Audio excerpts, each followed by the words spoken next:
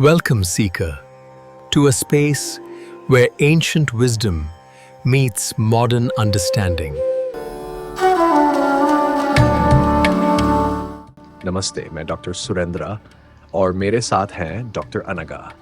हम साथ मिलकर आपके साथ साझा करेंगे कि कैसे आयुर्वेद का प्राचीन नॉलेज और आर्टिफिशियल इंटेलिजेंस मिलकर आपके स्वास्थ्य और जीवन को एक नई दिशा दे सकते हैं। हम आपको अपना ऑडियो पॉडकास्ट दे रहे हैं जिसे आप कहीं भी कभी भी सुन सकते हैं। तो आइए परंपरा और नई तकनीक को जोड़ते हुए अपनी यात्रा की शुरुआत करें।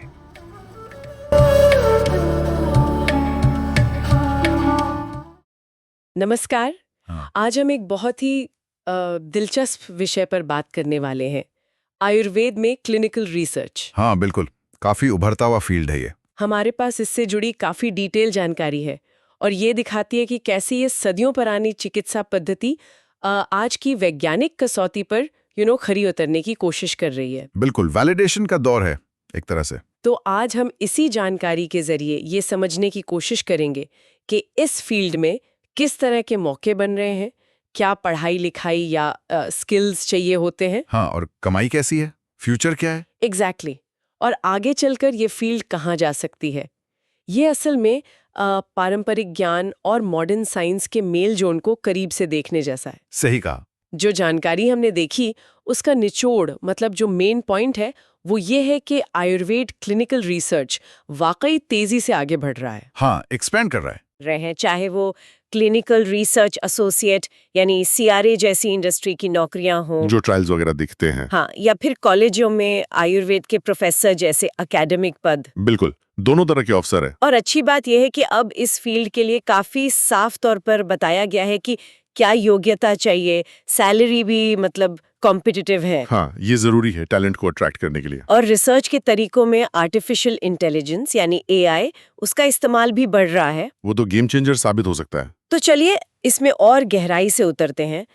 सबसे पहले बात करते हैं कि आखिर ये रिसर्च होती किस बारे में है, मतलब स्कोप क्या है। देखिए, जानकारी के हिसाब से इसमें जो पारंपरिक आयुर्वेदिक दवाइयां हैं, जी। जो इलाज के तरीके हैं, हाँ। उनकी सेफ्टी, वो कितने असरदार हैं और असल में काम कैसे करते हैं, इन सब की जांच की जाती है। अच्छा। मकसद ये है कि सबूतों के आधार पर इसे मॉडर्न मेडिसिन के साथ इंटीग्रेट किया जा सके। ओके, मतलब एविडेंस बेस्ड इंटीग्रेशन। बिल्कुल, इसमें कई खास एरिया उभर रहे हैं। हाँ, मैंने भी देखा, जैसे हर्बल दवाओं की टेस्टिंग, मतलब पुरानी दवाइयों को स्टैंडर्ड बनाना, उनकी जांच करना। हाँ, फार्माकोलॉजिकल मूल्यांकन जिसे कहते हैं, और फिर इलाज के तरीकों का मूल्यांकन, जैसे पंचकर्म या शिरोधारा क्लिनिकली कितने कामयाब हैं। एग्जैक्टली, उनका क्लिनिकल इवैल्यूएशन।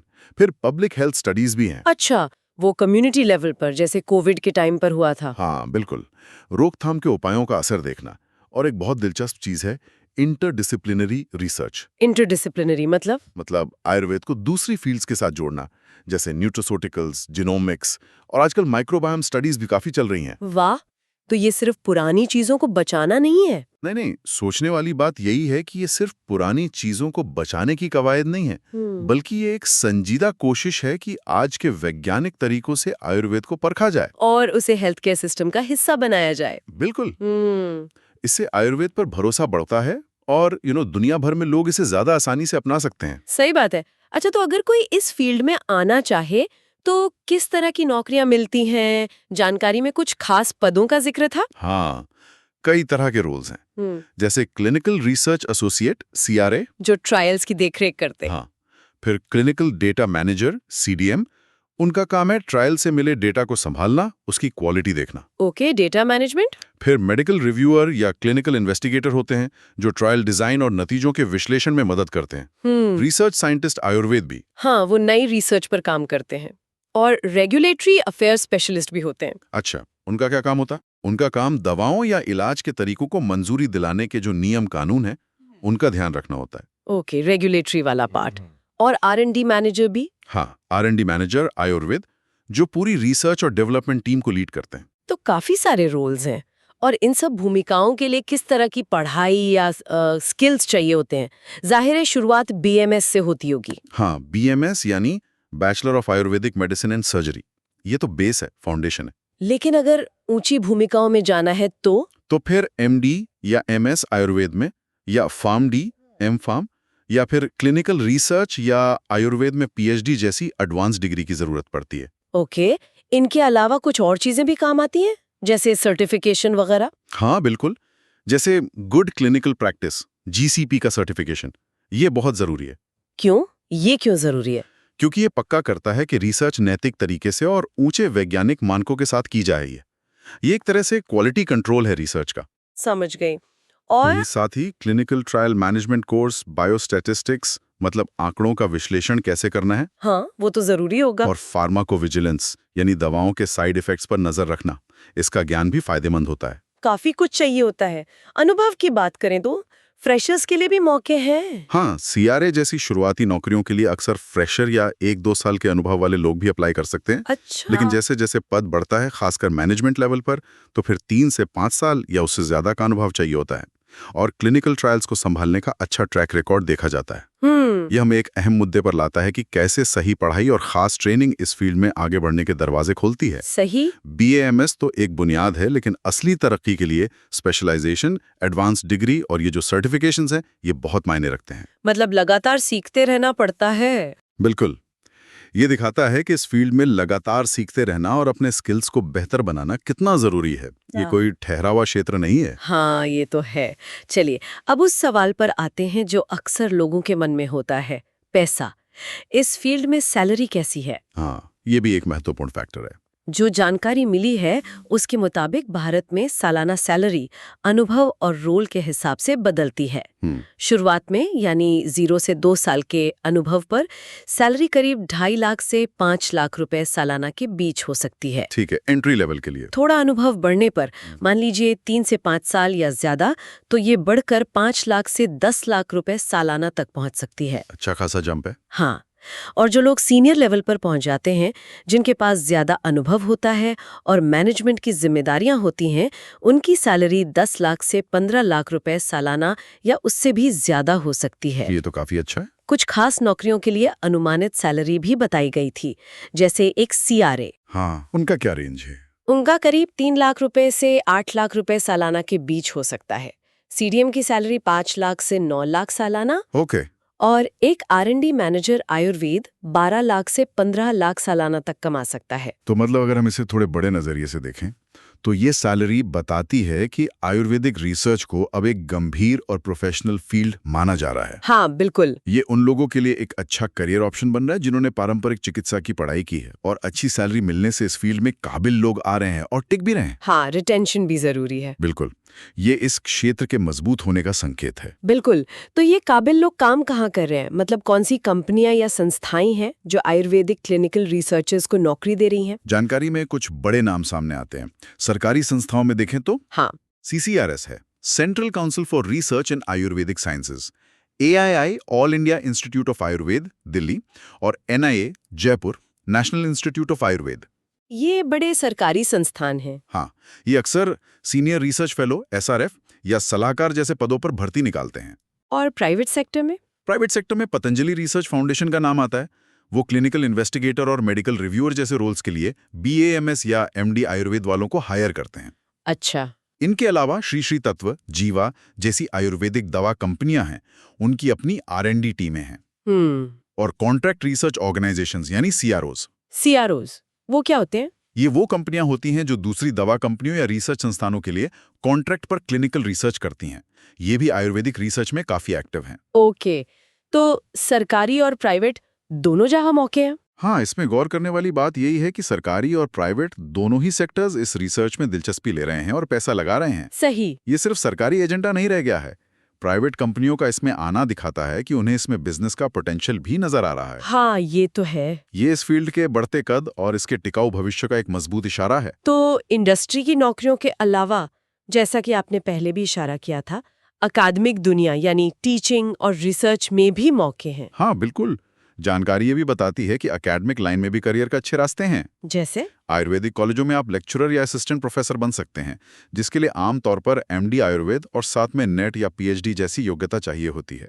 फिर अनुभव और रिसर्च पेपर पब्लिश होने के साथ लोग एसोसिएट प्रोफेसर और फिर प्रोफेसर तक बन सकते हैं। और रिसर्च गाइड भी बन सकते हैं। हाँ, जिनके पास अच्छा रिसर्च अनुभव है वो यूनिवर्सिटी से मान्यता लेकर PhD स्टूडेंट्स के गाइड भी बन सकते हैं, जो क्लिनिकल ट्रायल्स और थीसिस में उनका मार्गदर्शन करते हैं। अच्छा। इसके अलावा लगातार चलने वाली ट्रेनिंग और फैकल्टी डेवलपमेंट प्रोग्राम चलाने के मौके भी मिलते हैं, जैसे सबूत आधारित जानकारी पर चर्चा के लिए जर्नल क्लब चलाना या वर्कशॉप आयोजित करना। तो इसका मतलब ये हुआ कि इस फील्ड में सिर्फ रिसर्च करना ही नहीं, बल्कि उस ज्ञान को दूसरों तक पहुंचाना बिल्कुल। और अगली पीढ़ी के रिसर्चर्स को तैयार करना भी उतना ही जरूरी है। बिल्कुल सही। अकादमिक करियर ये पक्का करता है कि ज्ञान आगे बढ़ता रहे, पढ़ाने का स्तर ऊंचा बना रहे और एक मजबूत रिसर्च कल्चर तैयार हो। ये सब इस फील्ड के लंबे समय तक विकास के लिए बेहद जरूरी है। हाँ, ये एक तरह से ज्ञान की मशाल को आगे बढ़ाने जैसा है। बिल्कुल सही। और अब आते हैं उस हिस्से पर जो मुझे सबसे ज्यादा रोमांचक लग रहा है, टेक्नोलॉजी, खासकर आर्टिफिशियल इंटेलिजेंस यानी एआई। हाँ, एआई का पोटेंशियल तो बहुत है। जानकारी बताती है कि एआई में आयुर्वेद रिसर्च को बदलने की जबरदस्त ताकत है। हाँ। कुछ उदाहरण तो वाकई कमाल के हैं, जैसे डेटा माइनिंग और टेक्स्ट एनालिसिस। सोचिए, एआई हजारों साल पुराने आयुर्वेदिक ग्रंथों और आज के क्लिनिकल ट्रायल के ढेरों डेटा को खंगालकर ऐसी जानकारी निकाल सकता है जो शायद इंसान आसानी से न देख पाए। पैटर्न्स ढूंढ सकता है। हाँ, हिडन इनसाइट्स जिसे कहते हैं। हाँ, फिर प्रिडिक्टिव मॉडलिंग भी है। प्रिडिक्टिव मॉडलिंग वो क्या है? मशीन लर्निंग के जरिए मरीजों को उनके दोष प्रोफाइल के आधार पर, जैसे वात, पित्त, कफ और इलाज से मिलने वाले संभावित नतीजों के आधार पर बांटा जा सकता है। अच्छा, तो इससे इलाज ज्यादा सटीक हो सकता है। हाँ, पर्सनलाइज्ड मेडिसिन की तरफ एक कदम।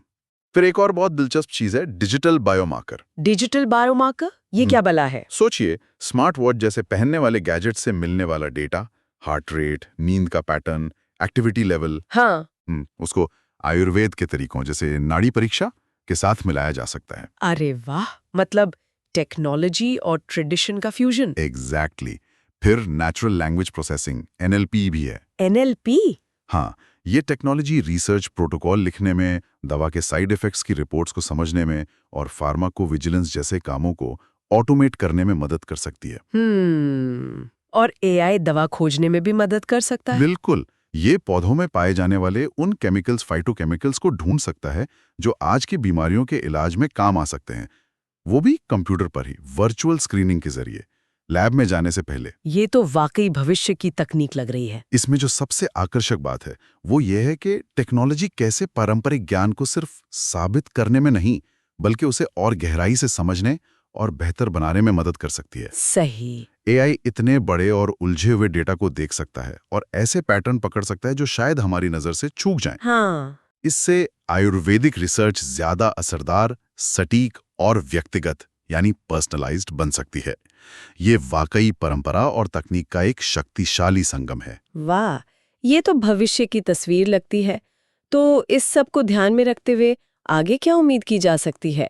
ये फील्ड किस दिशा में जा रही है? जानकारी कुछ खास ट्रेंड्स की तरफ इशारा करती है। हाँ, कुछ प्रमुख रुझान दिख रहे हैं। पहला तो है ग्लोबल कोलैबोरेशन। मतलब दुनिया भर के सेंटर्स मिलकर आयुर्वेदिक इलाजों पर रिसर्च करेंगे, वो भी अंतर्राष्ट्रीय मानकों जैसे ICH GCP के हिसाब से, ताकि नतीजों को पूरी दुनिया में मान्यता मिले। अच्छा, मल्टी सेंट्रिक ट्रायल्स। बिल्कुल। दूसरा है ट्रांसलेशनल रिसर्च। Translational research? हाँ, मतलब लैब में होने वाली रिसर्च, बेंच और मरीजों पर उसके इस्तेमाल, बेड साइड के बीच की दूरी को कम करना, खासकर पौधों पर आधारित नई दवाएं, फाइटोफार्मास्यूटिकल्स बनाने के लिए। ओके, लैब से क्लिनिक तक। सही। तीसरा, पर्सनलाइज्ड आयुर्वेद, जिसके बारे में हम एआई के संदर्भ में बात कर रहे थे। हाँ, हर इंसान के लिए उसकी जरूरत के हिसाब से इलाज तैयार करने के लिए एआई की मदद से ओमिक्स डेटा, हाँ, जैसे जीनोमिक्स, प्रोटियोमिक्स, मतलब शरीर के जीन्स और प्रोटीन्स का पूरा नक्शा, इस डेटा को आयुर्वेदिक सिद्धांतों के साथ मिलाना, ये तो बहुत एडवांस लग रहा है।